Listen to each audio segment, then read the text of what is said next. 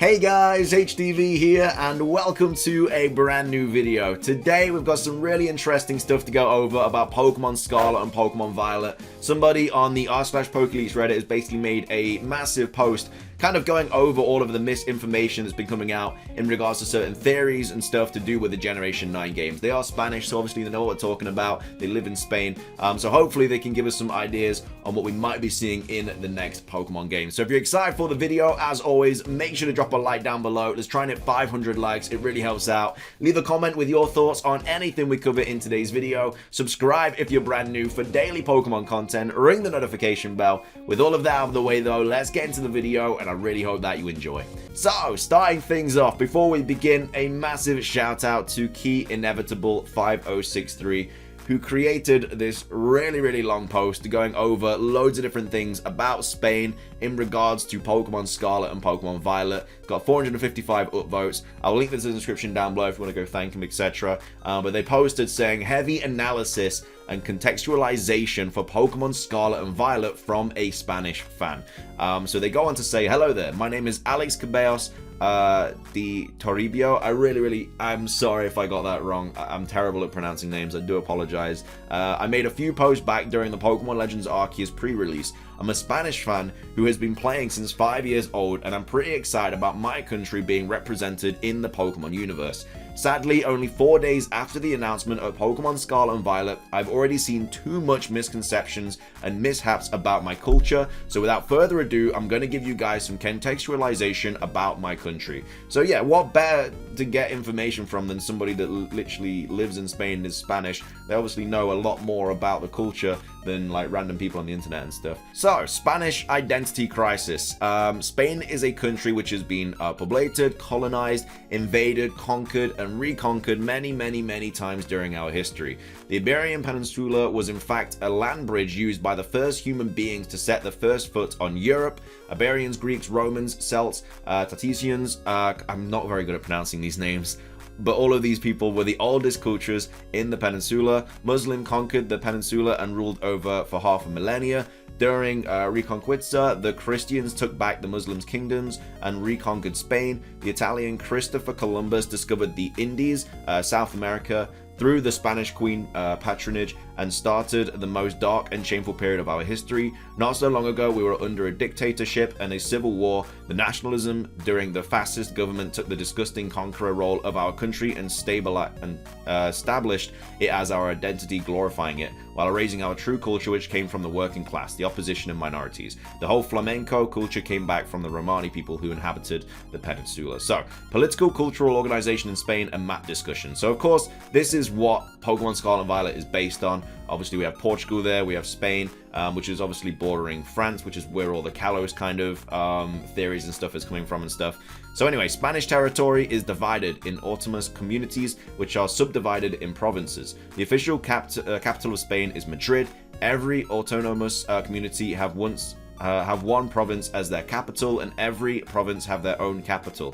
While they can look alike, every autonomous community has their own culture and often folklore. By the very nature of this distribution and the sheer amount of communities, it's impossible to represent every single one of them. So it's more than likely that Game Freak is going to pick the most appealing ones and mash them up in a single city. The most important / famous cities in Spain are Madrid, Barcelona, Valencia, and Sevilla. So they are probably I guess they're the cities that are going to have the most inspiration taken from them for Pokemon Scarlet and Violet for different towns and stuff that you obviously are going to come across. So the Barcelona-like city. So while Madrid is the official capital of Spain, Barcelona has a stronger aesthetic identity and it's more famous overseas. On top of that, it's the most visited place of Spain by Junichi Masuda and Shigeru Omori. So it's highly likely Barcelona is the capital / most emblematic city of the new region. It's important to remark that even when the castle-like building and the plaza surrounding are based on the Sagrada Familia and overall the architectural style of Antonio Gaudi, there are some elements which resemble Plaza Mayor in Madrid, so maybe Madrid is mixed up with Barcelona. So yeah, maybe it's like a combination of the two or something like that. The inverted map theory and why it's wrong. So the Pokemon counterpart to the real world places on which they are based on are never one-to-one location-wise. So with the previous statement about the mashed up provinces and this one in mind, it's pretty obvious that the Barcelona-like city would be located on the top right corner of Spain. with the Pyrenees, the mountain range that works as natural frontier between Spain and France behind it. As we can see, there is a pretty big mountain behind the city, which is of course exactly what you can see right there. The Barcelona-like city, note the mountain range behind is on the right side. And then we obviously have this picture here, which again could be what this kind of plaza is taken from. So comparison between the buildings surrounding the plaza and the Plaza Mayor in Madrid. Note also the outdoor cafeteria tables. So yeah, again, it's basically I wouldn't say it's basically confirmed, but it's very, very likely to be based off this location. And then we have the different parts of the map here. This is the bottom of the map, and then this is the side of the map. This is the only parts of the map that we've seen in Pokemon Scarlet and Violet. This is because the trailer kind of cuts it off. So all the maps that you've seen and stuff online are all fake. This is the only kind of, I don't know, indication of what the map looks like so far.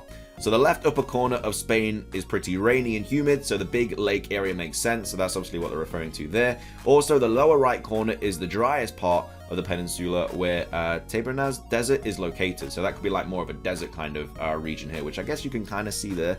And then they go on to say, please have this in consideration when theorizing and doing predictions / fakemon. Here is a list of do and do not. I beg you guys to read, please. Do not mix up Hispanic and Spanish culture. Due to the Spanish conquest and colonization, some aspects of our cultures blend together or were imposed to the natives, but we are not the same. They deserve their very own representation and to respect and acknowledge their identity. A couple references are something good because many things we have, like some specific vegetable types, were brought from there. Avoid the use of the conqueror imagery. It is not cool, it's shameful for us, disrespectful to the people we wronged, and generally awkward. Those are symbolism of oppression and genocide, nothing to glorify or be proud about. Avoid the use of eagle imagery. Many people find out we used to have eagles in our flag and crest, but the use of the black eagle is commonly used only by the fascists since it was the symbol of the dictatorship. So yeah, I mean, a lot of people may potentially think we might be getting an eagle Pokemon or something. That generally might not be the case now. Be careful with the portrayal of bullfighting. While the aesthetic and culture value it has is important, it's a sensitive topic nowadays because of the display of animal cruelty. Yeah, there's been a lot of hints towards a potential Tauros evolution or new Tauros form or something like that, which again could potentially happen. But yeah, again, this could be the reason that it doesn't happen. Before inspiring designs and folklore, things like the Musketeers, Puss in Boots, etc., research about their origin, those are not from Spain. Have in mind things like colonism or Catholic religion are not easy topics to talk about, address in a children's game, so I expect them to avoid it. And then we obviously have all the golden stuff here, and it says what about Portugal, and like I say, it's a really, really well put together kind of thread and everything. But they go on to say, well, we had no direct confirmation about the region, including the whole peninsula, Spain and Portugal, and even if the game map seems to include it, in the trailer's live action segment is hidden behind some papers. All the in-game footage is Spain-based, nothing recognizable from Portugal so far. Also, Pokemon is not localized in Portuguese yet. Maybe they reveal the first ever Portuguese localization with the next update in Portugal-based in-game footage. So what can we expect? So some Viking Celtic-like designs from the north, as they were closely related. Some Hispanic Spanish vegetables, notable mentions to tomatoes, potatoes, and coffee beans. There is a festival where people throw tomatoes to each other called Tomatina, so maybe tomatoes have extra points. Pokemon with flower motifs are more likely to appear in this region. Our national flower are coronations. Do not ask me why, but Roselia have big Spanish vibes to me. So potentially a new Roselia form or something. When theorizing about the starters, get a look to the little info we got about them. Quoxley is earnest and tidy. Fuecoco does things at its own pace, and Sprigatito is capricious and attention-seeking. Since Fuecoco looked like a Dia de los Muertos mask, Katrina, a ghost pepper, and a dragon, it's probably a reference to the resources we imported from the Americas. Peppers are really common in Mediterranean and specifically and especially in Spanish gastronomy, where they brought to Europe from Mexico. Maybe Hispanic Fuecoco, Spanish Sprigatito, and Portuguese Quaxley. Research about local and endemic fauna. My bet is a Sprigatito evolving into a Liberian Inks, which has been heavily rumored. Flamenco dancer, and yeah, we do not have crocodiles. Research about emblematic elements of the Spanish culture. Yeah, this is obviously there's a lot of reference to this person here from Quaxley and stuff. Just so you know, the whole point of Don was him being a crazy old man who thought was a mighty knight. The windmills he thought, thinking there were giants in common from Castilla-La Mancha in the center of the peninsula, but in the trailer these windmills seem to be around the map. So there's obviously references to that.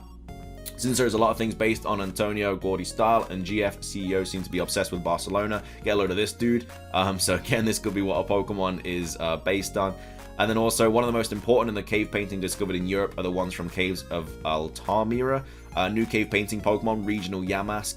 I think there's been a lot of stuff about Yamask as well. And then the tale of Saint George and the Dragon is very famous in Spain, specifically in Barcelona, where it goes by the name of Sant Jordi. A knight rescues a princess from a dragon, rose a sprout from the blood of the beast, and he gave one of the princess.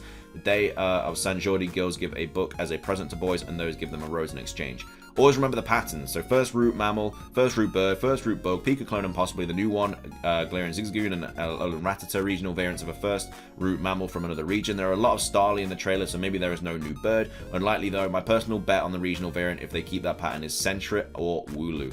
And that will be all for now. Since Sword and Shield had a very similar announcement, so it's safe to say the next update about the new titles will be in June, as it was for Sword and Shield, announced in February, updated in June, revealing the box legendaries, Corviknight, Wooloo, Gossifleur, etc, etc, etc. So yeah, honestly, massive thread put together by this person. So again, a huge shout out to them.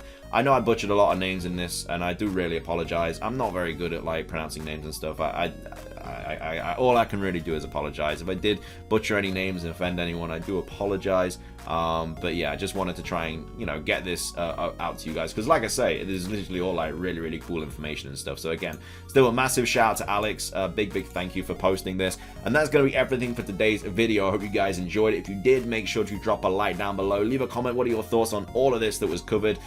Subscribe if you're brand new, ring the notification bell. It's everything from me though. Have a fantastic rest of your day, and until next time, peace.